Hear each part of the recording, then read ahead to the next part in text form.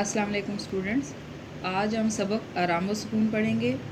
سبق آرام و سکون کے مصنف کا نام سید امتیاز علی تاج ہے۔ سید امتیاز علی تاج لاہور میں پیدا ہوئے۔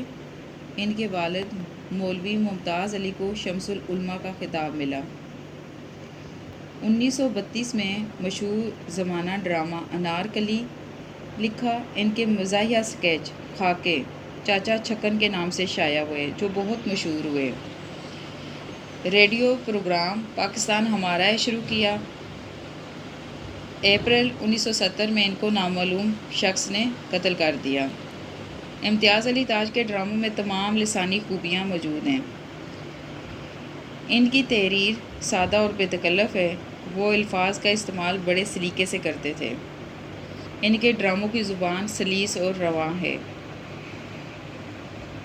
امتیاز علی تاج کے ڈراموں میں چستی، برجستگی اور بے ساختگی ملتی ہے۔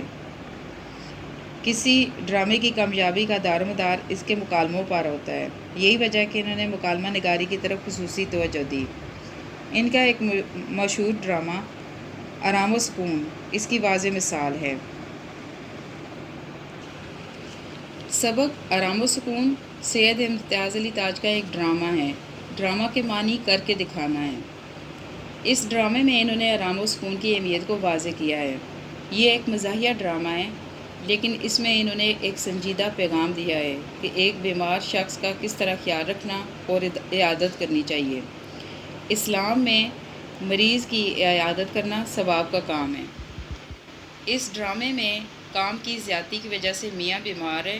ڈاکٹر اسے آرام و سکون کا مشورہ دیتا ہے، لیکن بیوی اس کے آرام و سکون کا خیال نہیں رکھ پاتی، جس کی وجہ سے وہ گھر کی بجائے دفتر جا کر آرام کرنے کو ترجیح دیتا ہے۔ اسٹوڈنٹس، اس سبق کی آپ 2-3 مرتبہ ریڈنگ کریں، معنی نوٹس سے دیکھ کر بک پر لکھیں، ہر فقرے کو MCQ سمجھ کر پڑھیں۔ میں آپ کو اس کا خلاصہ آسان الفاظ میں سمجھا دیتی ہوں تاکہ آپ اس سبق کو اچھی طرح سمجھ جائیں اور یاد کر سکیں۔ اس سبق کے معنی MCQ سوال جو آپ خلاصہ آپ کے نوٹس میں لکھے ہوئے ہیں، وہاں سے دیکھ کر آپ ان کو اچھی طرح یاد کر لیں۔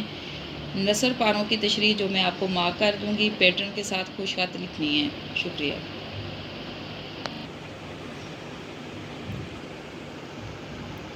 السلام علیکم اسٹوڈنٹس، اب میں آپ کو اس کا خلاصہ سمجھاتی ہوں۔ میاں اشفاق احمد جو اس سبق کا مین کردار ہے، بیمار پڑ گئے۔ بیگم ڈاکٹر کو بلاتی ہے۔ ڈاکٹر صاحب آ کر اشفاق احمد صاحب کا بڑی توجہ سے معائنہ کرتے ہیں اور بیوی کو تسلی دیتے ہوئے کہتے ہیں کہ صرف تھکاوٹ کی وجہ سے ان کو ہلکا سا بخار ہو گیا ہے، انہیں دوا سے زیادہ آرام کی ضرورت ہے۔ بیگم ڈاکٹر سے کہتی ہے کہ آپ انہیں سمجھائیں کہ ان کے لیے آرام کتنا ضروری ہے۔ یہ ہر وقت کام میں لگے رہتے ہیں، میرے کہنے پر عمل نہیں کرتے اور آرام نہیں کرتے۔ ڈاکٹر کے جانے کے بعد بیگم شوہر کو آرام کے لیے کہتی ہے، مگر عملاً گھر میں آرام و سکون کا خیال نہیں رکھ پاتی۔ بے سکونی کی فضا پیدا کرنے اور شور و غل کرنے میں بیگم کا کافی زیادہ حصہ ہوتا ہے۔ میاں درد سے کرا آ رہا ہوتا ہے، اسے آرام کی سخت ضرورت ہوتی ہے، جبکہ وہ بار بار آ کر کبھی کھانے کا پوچھتی ہے، کبھی نوکر کو ڈانٹتی ہے، تو کبھی کوئی چیز کہیں سے اٹھا کر کہیں رکھتی ہے۔ اسی بحث و مباحثہ میں فیصلہ نہیں ہو پاتا کہ انہوں نے کیا کھانا ہے، ان کو کیا غذا دی جائے۔ شوہر غصے میں آتا ہے، مگر بیگم کی بے وقوفی پر کچھ نہیں کر سکتا۔ سکا جو پانی لے کر آنے والا ہے ماشکی، وہ آ کر زور زور سے دروازہ کھٹکھٹاتا ہے تو اسے ڈانٹتی ہے۔ بچہ کھلونے سے کھیلتا ہے اور آواز پیدا ہوتی ہے تو اس پر بھی چیختی ہے، بچے کو مارتی ہے۔ اس کے رونے سے شور میں اضافہ ہوتا ہے۔ میاں کراتا ہے،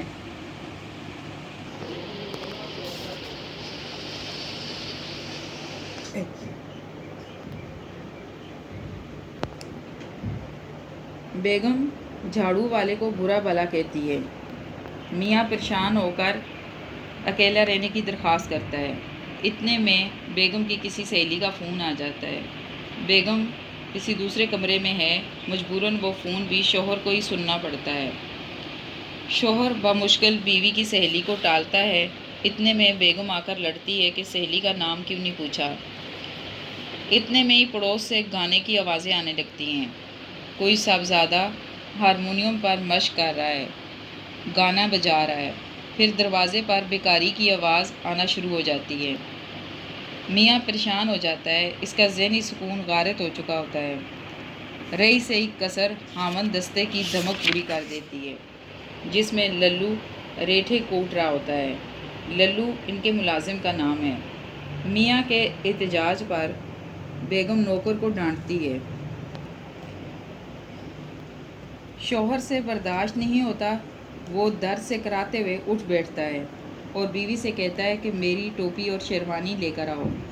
بیگم کے پوچھنے پر کہتا ہے کہ میں آرام و سکون کی تلاش میں، جو میرے گھر میں میرے لیے نہیں ہے کسی بھی صورت، دفتر جا رہا ہوں۔ آپ نے اس خلاصے کو اچھی طرح سے یاد کرنا ہے اور اس کے سوال جو آپ کے نوٹس میں دیے گئے ہیں وہاں سے دیکھ کر یاد کرنے ہیں۔ یہ تمام سوال جو آپ کے نوٹس میں دیے گئے ہیں ایم سی کیو مارک کر دیے گئے ہیں، یہاں سے دیکھ کر آپ اچھی طرح یاد کر لیں۔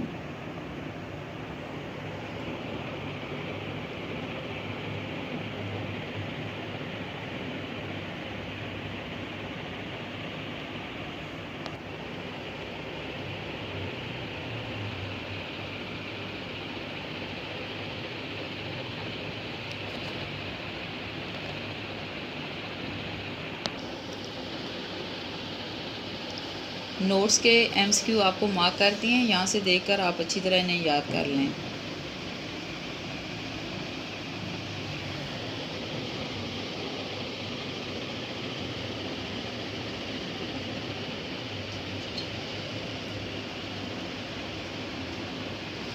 پیج نمبر 47، لائن نمبر 1، جی نہیں بیگم صاحبہ سے لے کر نہیں آتے تک۔ لائن نمبر 3، تردد، فکر، پریشانی، معائنہ، غور سے دیکھنا، بغور دیکھنا، تھکان، تھکاوٹ، حرارت، گرمی، بخار، غالباً، شاید۔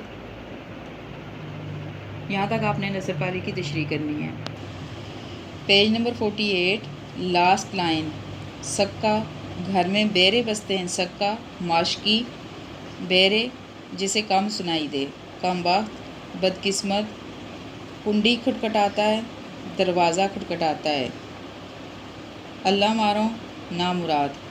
یہاں سے لے کر پیج نمبر 49، فرسٹ 3 لائنز، کان پر جوں نہیں رینگتی تک۔ تاکید، نصیحت، نامراد، بدقسمت، بیسیوں، کئی مرتبہ، کان پر جوں نہیں رینگتی، بالکل اثر نہ ہونا۔ یہاں تک آپ نے تشریح کرنی ہے۔ پیج نمبر 50، یہ درمیان میں پیراگراف دیا گیا ہے، ننھا ہے آپ کا، یہاں سے لے کر طبیعت گھبراتی ہے تک۔ معنی، نامراد، بدنصیب، پھٹ پھٹ، شور، گاڑی چلنے کی آواز، صاحبزادہ بیٹا، دل پر ہونا، دل بھر آنا، دل بھرنا، چولہے میں جھونک دوں گی، جلا دوں گی، ضائع کر دوں گی۔ ان تمام نثر پاروں کی تشریح آپ نے اچھی طرح سادہ شیٹس پر لکھ کر پریکٹس کرنی ہے۔ شکریہ۔